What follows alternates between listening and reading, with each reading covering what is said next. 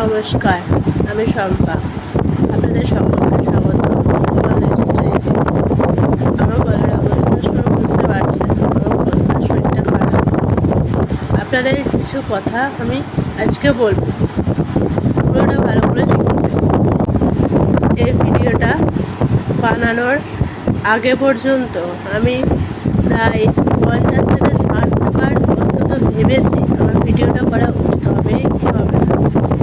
কারণ আমার এত ক্ষমতা নেই যে আমি ভিডিওটা করবো, আমার এতটাই কষ্ট হচ্ছে।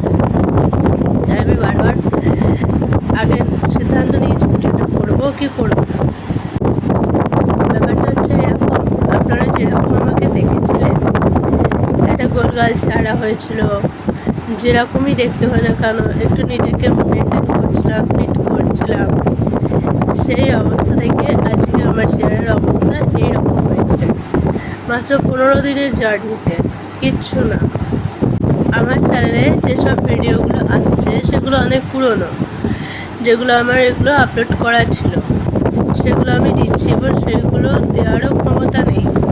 আমি যে আজকে উঠে বসে আছি সেই ক্ষমতাটা আমার কালকে পর্যন্ত ছিল না।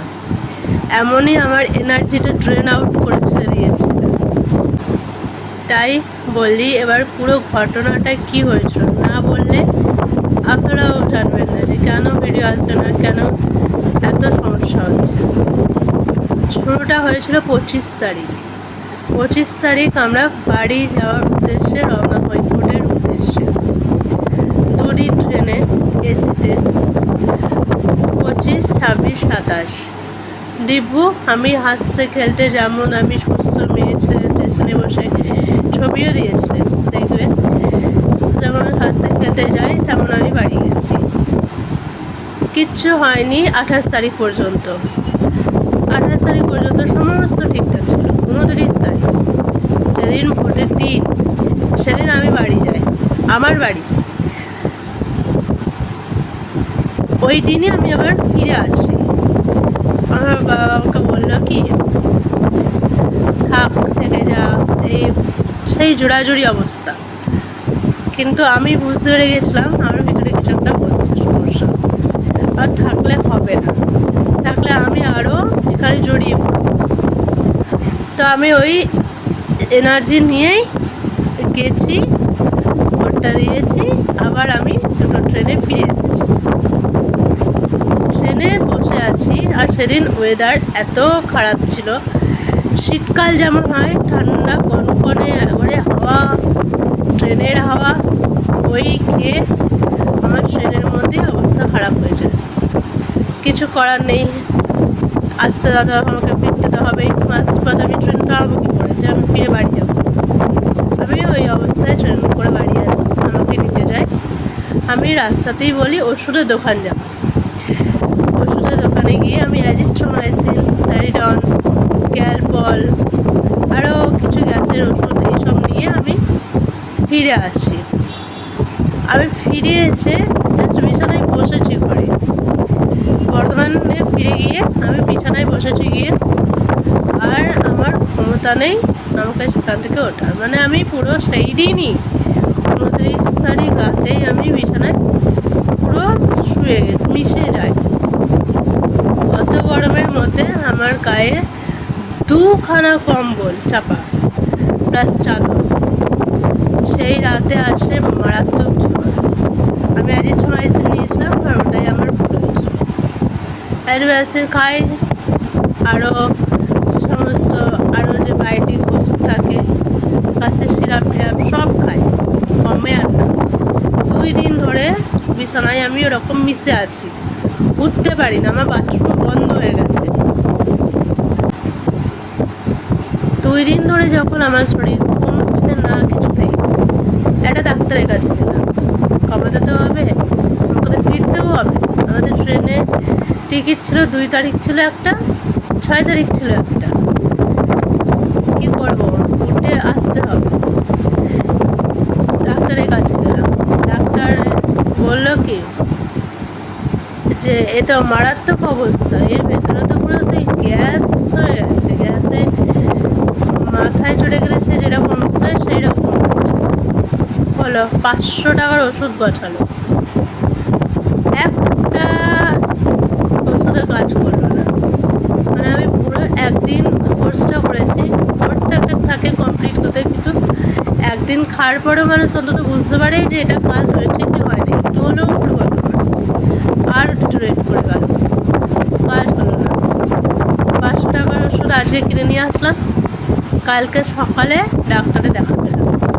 মানে ডাক্তারটা কি সকাল 9টা আগে বসে, 9টা 9:30 বেজে গেলে উঠে যায়, উনি কলকাতায় যান, পায় না। সেই আজকে যেই 5 টাকা ওষুধটা কিনে নিয়ে আসলাম, পরের দিন ডাক্তারে খোঁজ পেলাম, মানে পেলাম। উনি কি বললেন, উনি বললেন নিউমোনিয়া হয়েছে। উনি আবার ওনাকে ওষুধগুলো দেখানো হলো যে এই ওষুধগুলো খেয়েছি বা এই ওষুধগুলো দিয়েছে, কোনো কাজ হয়নি। মানে এগুলো চলবে না। উনি আবার 1000 টাকার ওষুধ গছালেন, উনি ফিস নেন না, ভালো ডাক্তার, আমায়িক মানুষ। উনি আবার 1000 টাকার ওষুধ গছালেন। ওই ওষুধ খেয়ে একটু, জাস্ট একটু পরিবর্তন হলো। কি হলো, কাশিটা একটু কমলো, আর কিছু না। আমি যে বিছানায় এতদিন ধরে শুয়েছিলাম, আমি পাছাটা নিয়ে একটু বসতে পেরেছি। হাগা মুদ বমি যা হচ্ছিল সেইগুলো কমে গেল, বমি হওয়া বন্ধ হয়ে গেল, টয়লেট হওয়া বন্ধ হয়ে গেল। মানে টয়লেট তো হচ্ছিলই না, যাই হোক পাতলা হাগা হচ্ছিল, সেটা বন্ধ হলো। 5 তারিখ টিকিট, দিনে দিন মানে ফ্লাইটের টিকিট করেছে 5 তারিখ। এমনই কপাল আমার খারাপ, কোনো সময় ডাইরেক্ট ফ্লাইট পাই, এবারে ওই কেটে কেটে ফ্লাইট, মানে হাওড়া থেকে দিল্লি, দিল্লি থেকে মুম্বাই। মানে আমি ওই যে এক নিঃশ্বাসে বেরিয়ে এসেছি ঘর থেকে। আমি ভগবানকে একটা কথাই বলেছিলাম, দেখ ভাই, ওই একটা মানুষটা আমাকে টেনে টেনে নিয়ে যাচ্ছে, ওর ক্ষমতা নেই আমাকে সামলানোর রাস্তায় কিছু করে। এবার তুই বুঝে নে, তুই আমায় কী করে আমাকে আমার বাড়ি পৌঁছাবি।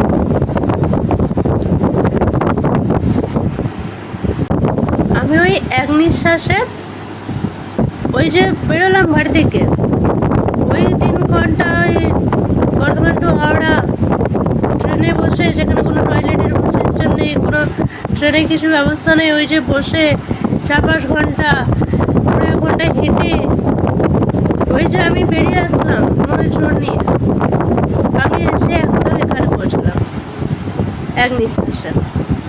শরীর আমার কিছুতেই ভালো না। ওই যে দেখো হলুদ ব্যাগটাতে 500 টাকা 1000 টাকার ওষুধ, ওইটা পড়েই আছে, কাজে দেয় না, খাই না, কাজে দেয় না বলে খাই না, উঠতে আর পারি না। এখানে এসে আমি একা, এখানে আমাকে দুটো রেঁধে দিয়ে যাচ্ছিলো, আর শুধু যাই করুক, আর শুধু ভাত মাংস ভাত যাই করুক করে দিয়ে যাচ্ছিলো, আমি ওটা খাচ্ছিলাম, ওই চুপচাপ ওষুধে শুয়ে পড়ে। আমার এখনো পর্যন্ত আমি যে ভিডিওটা করছি, আমাকে কতবার থামতে হচ্ছে, কতবার ভিডিওটা বন্ধ করতে হচ্ছে, তারপর আমি বলতে পারছি। সুতির কাপড় যখন চেপে নিয়ে জলটা বের করা হয় না, একদম ওরকম পুরো চিপে আমার এনার্জিটা পুরো ড্রেন আউট হয়ে গেছে। আমি এই যে তাপিয়ে বেড়াতাম, এখানে যেতাম ওখানে যেতাম, বাজার ঘাট সব করতাম, আমার ক্ষমতা নেই। আমার মুখ থেকে বুঝতে পারছি আমার মুখের কী অবস্থা। যতই মেকআপ করো, যতই মুখ, যতই সানস্ক্রিন রাখো, হবে না। এ হওয়ার অবস্থা এখন নেই। এখানেই শেষ নয়, বলি ভিডিওটা দেখো, শুনো। কালকে এইখানে যে আমি কেন বাইরের দেশে ভালোবাসি ডাক্তার, কালকে এইখানে আমাদের এখানে ফ্ল্যাটের নিচে একজন বসেন, ওনাকে গিয়ে দেখানো হলো। কালকে না, কালকে হঠাৎ গ্যাসের সামনে রান্না কত করবে ভাই, তো সে তো মানুষ, সে তো কাজ থেকে এসে সে রান্না করবে আর আমাকে খাবে। একদিন হয়, দুদিন হয়, বারবার তো হয় না। টুকটুক করে আমি আর নিজেকেও তো নড়তে হবে, তাও যেটুকুনি পাচ্ছি কাপড় জামা সব করছি। হঠাৎ করে দেখছি আমার আর নিজের অকাতের ভেতরে আমি নিজে নেই, আমি নিজেই নিজেকে ধরে রাখতে পারছি না, সেই দাব দাব দাব দাব করছে শরীর আমার। সঙ্গে সঙ্গে ফোন করলাম, বললাম আমি নিচে দাঁড়িয়ে আছি। আমি ডাক্তারের কাছে গেলাম, ডাক্তার দেখেই বলছে প্রেসার লো হয়ে গেছে। আর কি হয়েছে, শরীরে অতিরিক্ত হিট হয়ে গিয়েছে, মানে শরীরে যেটুকুনি গরম থাকা দরকার তার থেকে প্রচণ্ড হিট হয়ে গেছে। সেই জন্য আমার শরীরের এরকম অবস্থা।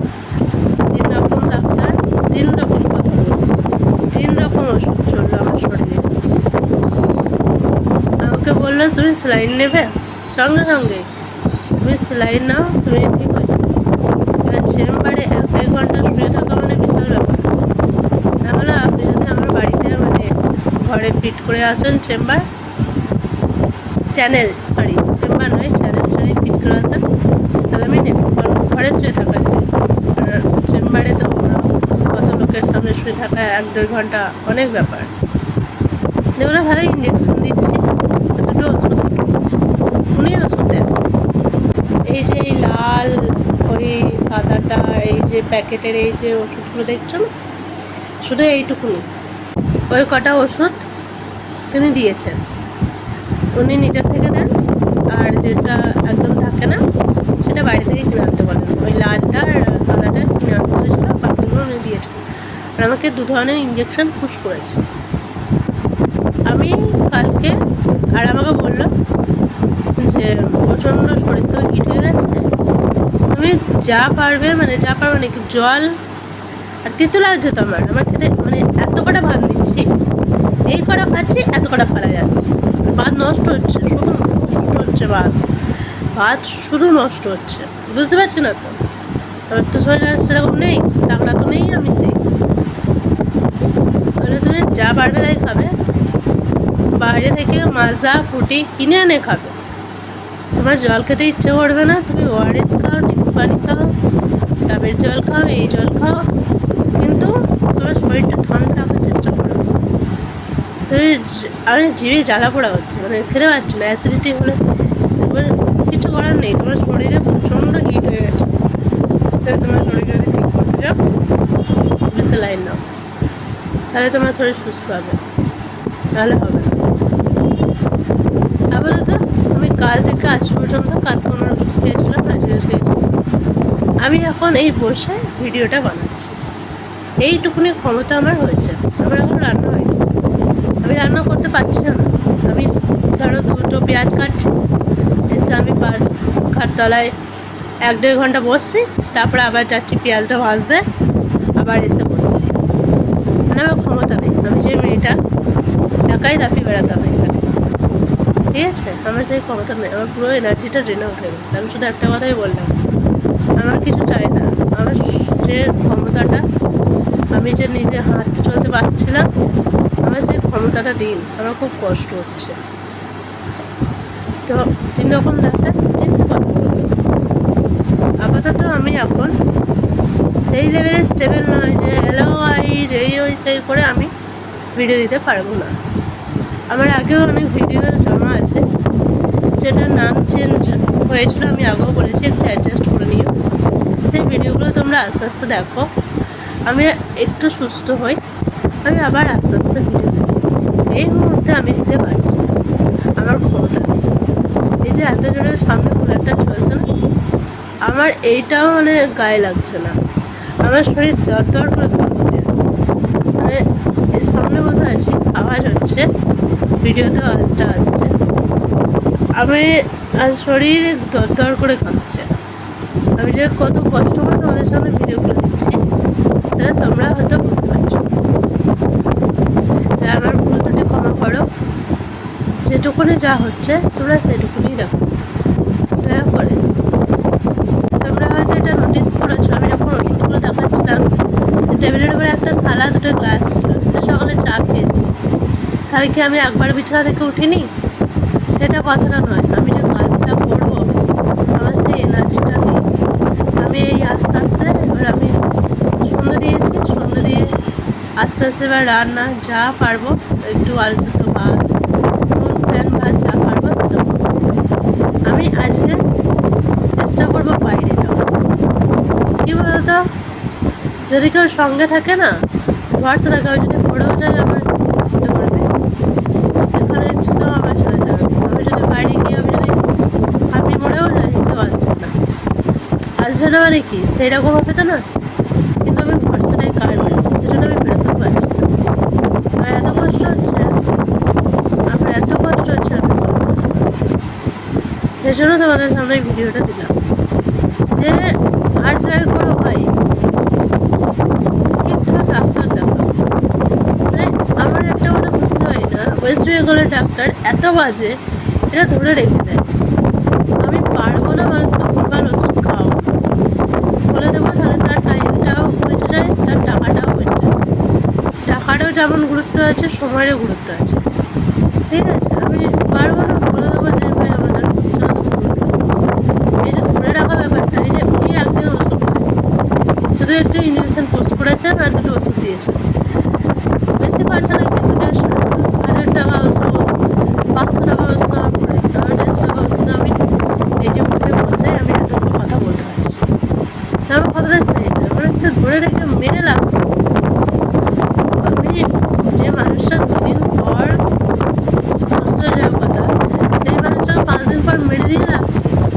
তাহলে 2 দিন আগে সুস্থ হয়ে যাক না, এটাই তো হওয়া উচিত। আমি যে কাজটা করছি সেটা আমি ভালো করে মন দিয়ে করবো। আজ আমি বেকার, আমি যদি একটা কাজ পাই আমি বলবো আমি দেশের সেবায় নিয়োগ করবো, আমার সবটুকু দিয়ে আমি কাজটা আর রক্ষা করবো। আর এরা কি, এরা উল্টো, মানে এরা মানুষকে মারার জন্য করে দেয়। তো যাই হোক, অনেক কথা বললাম, যদি তোমাদের ভালো লাগে তাহলে বলো, আর যদি ভালো না লাগে আমার কিছু করার নেই। কারণ আমি উঠে বসতে পারতে পেরেছি, এটা সত্যি ভগবানের কৃপা। আমি যে এক নিঃশ্বাসে ওইখান থেকে একদম মুম্বাই আসতে পেরেছি, এটাও ভগবানের কৃপা। না থাকলে মাথার উপরে ওটা সম্ভব হতো না। তাই আমি রিয়েলাইজ করেছি যে যতক্ষণ তোমার পেছনে তোমার ঈশ্বর আছে না, আর তখন নয় তোমাকে ফলাতে পারে। মানে আমার ক্ষমতা ছিল না, যে মেয়েটা বিছানায় পিছিয়ে গেছিল সে এক নিঃশ্বাসে উঠে এসছে এইখানে, তা আবার কেটে কেটে জানি। যাই হোক, ভিডিওটা এই পর্যন্তই। দুটি ক্ষমা করো, আমার কিছু করার নেই। আর এখন ভিডিও আসবে না, আসবে না নাকি, আমার সেই ক্ষমতা নেই যে আমি দেবো, আমি যে বসে বসে কী করবো। আর ঠোঁট দেখতে পাচ্ছ, ঠোঁট সব ফেটে গেছে, দেখতে এতটাই শরীরে জলের অভাব হয়ে গেছে। আর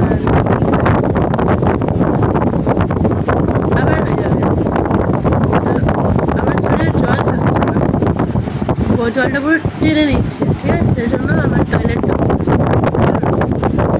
জলটা খাচ্ছ, যেটুকুনি জলটা খাচ্ছ না ওরা তোমার শরীরে টেনে নিচ্ছে, সেই জন্য তোমার এত কষ্ট হচ্ছে। জল ওভারফ্লো হলে তবেই তো আমরা সেই এক্সট্রা জলটা আমরা বা পেশাবের মাধ্যমে বার করতে পারি। আমার সে জলটাই তাহলে ফুটি মাজা নিয়ে আসবে। ঠান্ডাটা খেও না, নর্মাল টেম্পারেচার হলে ওটা একটু হলেও শরীরে থাকবে, কিছুক্ষণ হলেও থাকবে, যে জল দিয়ে থাকছে ওটা থাকবে। আর না হলে ওকে ইমিডিয়েটলি সেলাই নিতে হবে, সেটা আমি বলে দিলাম। সেলাই করলাম আমার এই মাত্র 29 তারিখ থেকে, আজকে হচ্ছে তোমার 12 তারিখ। আমার সাথে জার্নিতে দেখো মানে 15টা দিন। আমি জাস্ট আমার পুরো এত বছরের বা এত দিনের এনার্জিটা জাস্ট 15 দিনে নিতে পারবো।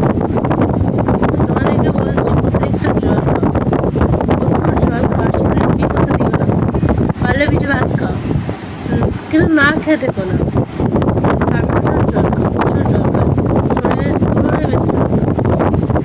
আমার যা হয়েছে তোমাদের করা, আমাকে না আবার কালকে গিয়ে আমাকে সেলাই নিতে, আমাকে বলেছে বুধবারে রাতে বেলা এসে সেলাইটা নিয়ে যাওয়া, যদি ভালো না হয়। যদি দেখো এখনও সুস্থ পাওনি, মানে এনার্জিটা তুমি ফিরে পাও নাই, আবার আসবে, আবার কালকে করে সেলাই নিতে যেতে হবে। আমি ওটাই ভাবছি, আমাকে চিন্তা করে তো যখন সারা হয়ে গিয়েছি কী করে, আচ্ছা আর চিন্তা, আমার তো এনার্জি নেই, আমি যে চিন্তা করবো, এই যে ফোন ধরবো, আমার সাথে ক্ষমতা নাই, আমি কী চিন্তা করবো। হ্যাঁ হ্যাঁ ঠিক আছে, আমি সেই জন্য